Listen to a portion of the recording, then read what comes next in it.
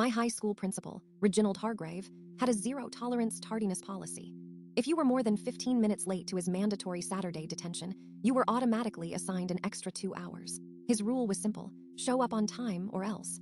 I had seen the impact of Hargrave's edict firsthand. Sarah Miller arrived 15 minutes and 30 seconds late after her bus broke down. Hargrave told her, "Rules are rules, young lady. You'll be here for 4 hours instead of 2. Michael Davies was held for 4 hours too, when a mere 16 minutes late due to a flat tire, Hargrave announced. 16 is more than 15. You are dismissed in 4 hours.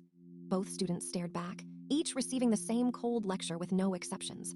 Reginald Hargrave was demonstrating the fundamental attribution error by assuming their behavior reflected their character rather than external circumstances. My Saturday detention loomed, and I needed to be there. I was facing Saturday school for every class I was failing, and detention was my only shot at escaping summer school. I couldn't afford a 4-hour penalty. I started arriving 40 minutes early every Saturday. I printed out every relevant document from the school handbook, and I had my best friend photograph it. The clock ticked. 9:45 a.m. 9:50. The detention started at 10 a.m. and Hargrave was never late. 9:55 a.m. 9:59 a.m.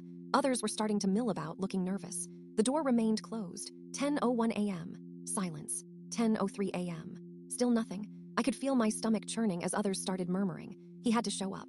10:10 a.m. I swallowed hard. What if he wasn't coming at all? Then the door opened. Reginald Hargrave strode in, his face tight. "Sorry I'm late. My car had a flat tire." My heart pounded. Carefully, I raised my hand. Once he acknowledged me, I said, "Sir, according to page 47, section 3 of the student handbook, the penalty for being late is an additional 2 hours of detention, correct?" I slowly pulled out the relevant pages. Other students, emboldened, began filming on their phones. Just then, the school superintendent, Mrs. Alina Carter, walked in. "Reginald," she said, looking grim.